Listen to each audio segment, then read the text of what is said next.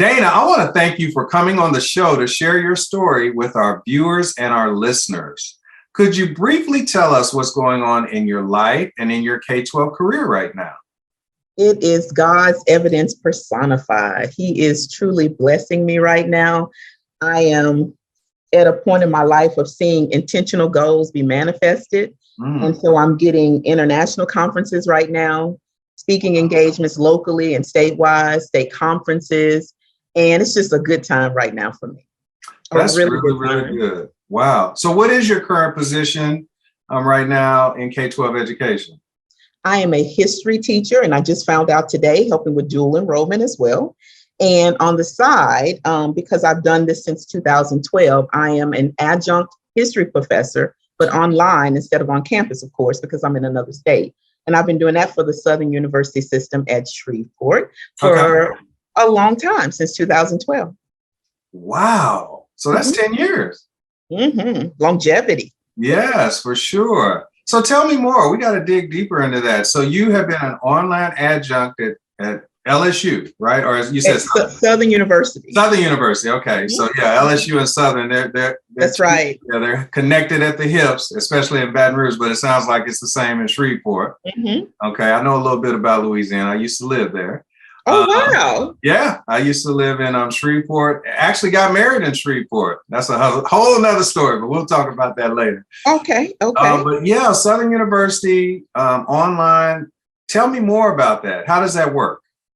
Well, I was based on campus. I started out with dual enrollment under the great Sora of mine, Sandra Bigham, where I would help as a high school teacher, helping with dual enrollment for kids to get college credit. And then as I became a master teacher in DeSoto Parish, I helped with that as well.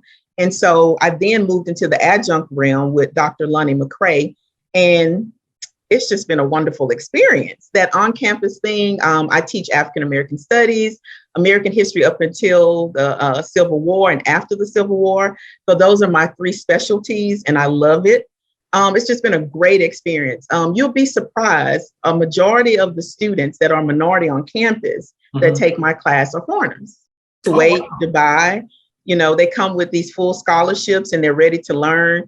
And they would even drive up from Louisiana Tech University just to take my class. So, wow. But I also try to pour into my college students by making sure that they get a letter of recommendation from me for their 4-year university as they move on from a 2-year university for, whatever it is that they need in life, because I want to pour back into them as well. That's awesome. So yeah, that gives you a unique perspective, especially when you work with your high school students, because you know what's waiting for them when they get to college, because you're also at college as well. That's right. Awesome. That's right.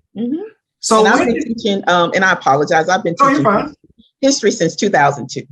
Okay, that was my next question. So hey, great minds think alike. You actually started in 2002, so 20 years, all right?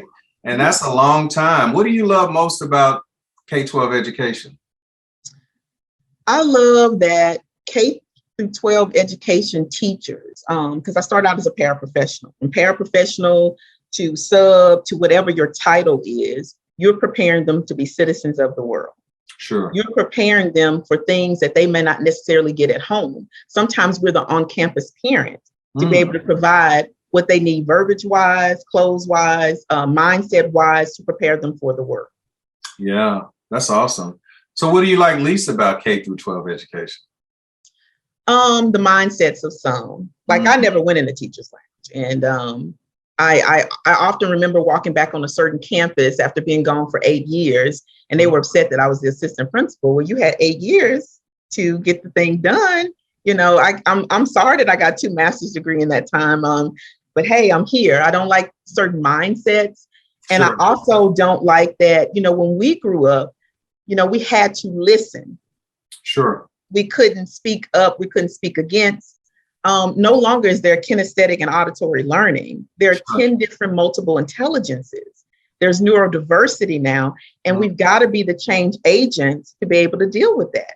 Biden just put out a plan for every state, but particularly the state that I'm in now, Texas. And he's saying that, unemployment is down and all these things are going on, but still there's a projected recession. So with that projected recession, how are we going to be able to deal with the behaviors? That's true. That's very true. Of those that still want their kids in good schools as they move into better school systems or districts. Mm-hmm. As you're encountering new cultures and diversity, how are you going to deal with those particular children if you've never dealt with them before? Wow. And then the neurodiversity aspect. If I'm high functioning autistic and you don't know it just by looking at me, how are you going to deal with me if there's a meltdown or I need a break? Or I need to be able to have extra accommodated time to finish something? That's very true. That's very true.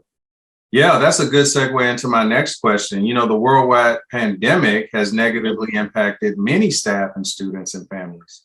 How has the pandemic impacted you and your family and your career? It was scary when it first hit. And my son called me, he's military, and he was like, Mom, you're always boasting about you got a plan A, B, and C. What is the B and C? Because I don't want you in Louisiana. I want you somewhere more structured.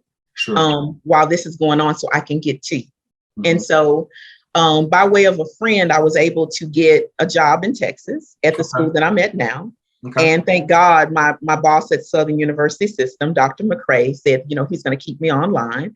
But it was a significant change for me because I wanted to move more into mental health, but I don't have a mental health background. Okay. So God blessed me to be able to work with children in a therapeutic setting that are neurodiverse. And so now here I am able to help them with social skills, self-esteem, academics, and still be successful in this pandemic. Sure. So at first it was very scary, but for me, it has been a blessing for me.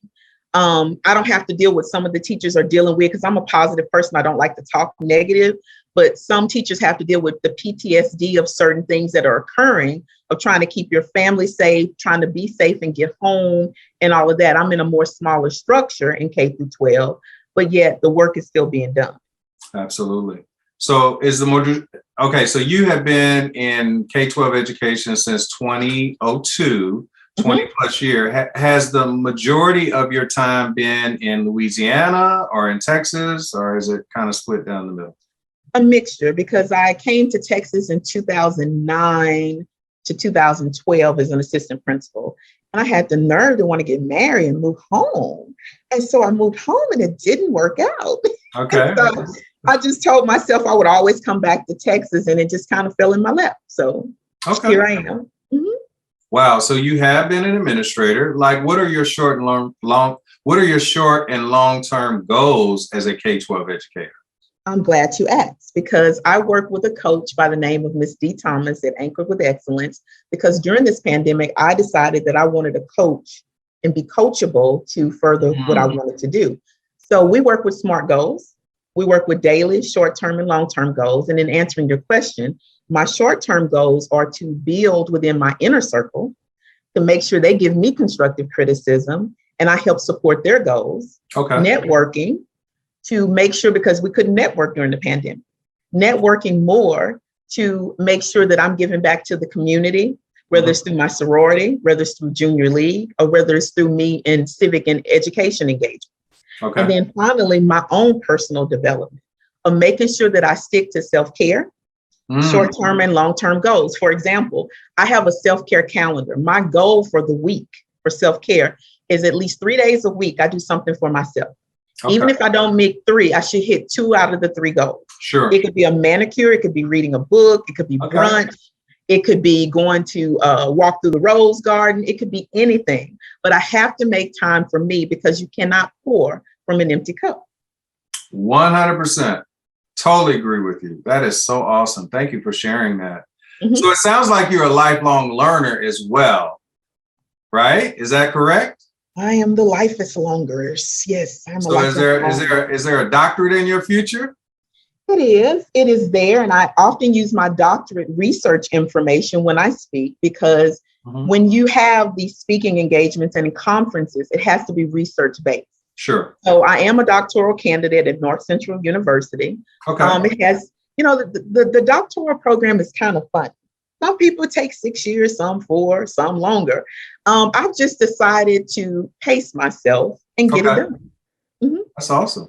So when do you plan on finishing that doctorate?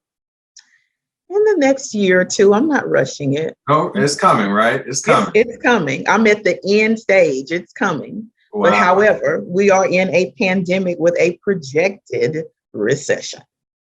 100%. How do you maintain work-life balance as a K-12 educator? Loving on me. Okay. Self-care. If I've had to learn in my personal development, everybody says to set boundaries. I do set boundaries, but I set time up to make sure that I feel valued. Okay. So I make sure again that I set self-care dates. I have happy weight. I've gained some weight, but it's only because I enjoy me.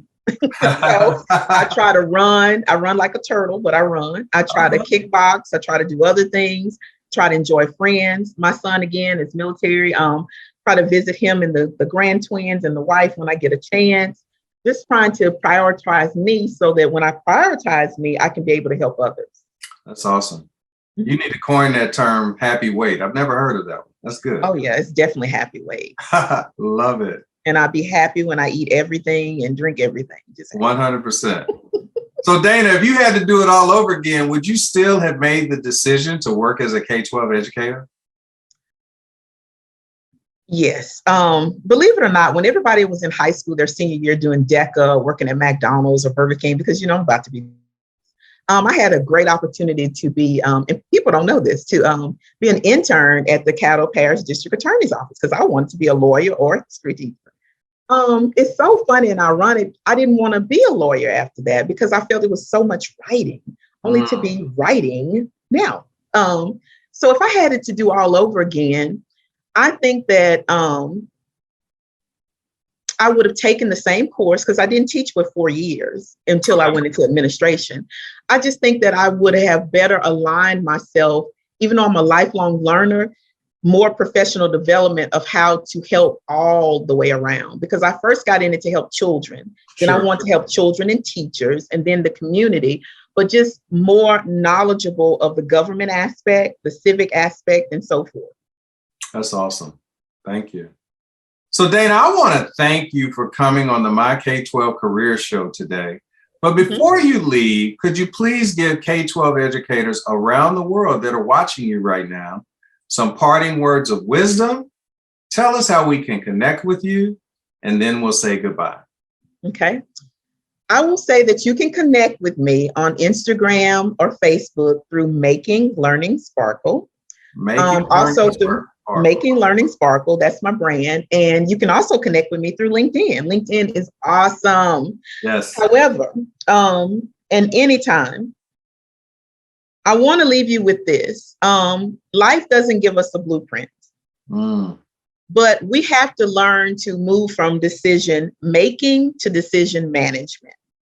Repeat that, please. Please repeat that. Life does not give us a blueprint. We don't have any blueprint of how to do it. However, you have to go from decision making to decision management. You can make decisions, but when those decisions go awry or something is a bump in the road, how will you manage it? Wow. Are you going to react or are you going to respond? Because there's a difference. Love it. Love it. Love it. Love it. Wow. Well, that's amazing. I have to take that. And I will give you full credit for it, Dana. I promise you. But go from decision making to decision management. Love it. Yeah, that's very, very powerful. If you don't mind, one thing that I got from my mom, because she was such a hard worker, single mom raising 4 kids. She was such a hard worker. I did not build relationships. That's another thing I would have changed. I'm building relationships now. And it's not that I didn't want to, it's just in my mindset as a Sunday school teacher and things in the church and outside of the church, I would do things and then pretend that I delegated while the whole time taking on the project by myself. You don't have to take on everything by yourself. Learn to build relationships. And that's where my brand came from. I'm trying to build relationships while making learning sparkle. I love that. Yeah. So thank you so much, because I was going to ask you a little bit about your brand. Did you want to elaborate a little bit? My brand came about because I just have to be honest with you. I wrote a column in the newspaper and I was told that you couldn't write that. And I said, why? And they said, well, it's under your name and you can't do that. So I said, well, let me come up with a branding name. Okay. And from making learning sparkle as a children's advocate of being able to write in local newspapers of what I feel should be equity, it soared into resume building and public speaking. And now, again, through intentional short-term and long-term goals, it has evolved so much into international conference speaking, state conferences, professional speaking, speaking engagements locally. I have like 3 already booked in the fall. I'm going to be at a local college for a faculty meeting, a local speaking engagement locally for teen moms, and then a state convention for Nevada. So just a plethora of great things when, again, you set your mindset, you discipline yourself, you structure, you set boundaries, and you let go of anything that is toxic. That is so powerful. Before we end this show, I want to honor you and acknowledge the work that you have done in K-12 education for the past 20 years. One of the main reasons that I started the My K12 Career Show is to make sure that people like you who are, doing phenomenal things in your community are being showcased and have a voice and have a platform. So I want to honor you for all the work you've done in K-12 education and all the work you're going to continue to do. Thank you so much. Thank you. And thank you so much for this opportunity and for everything that you're doing to help others. Thank you so much. We wish you all the best. And I have one request of you. When you get that doctorate, will you come back on the show? I will do that. And I have one request of you. If you need me to help virtually with anything at your school, you let me know. I will definitely do that for sure. Thank you so much. Wish you all the best. Thank you so much. Take care.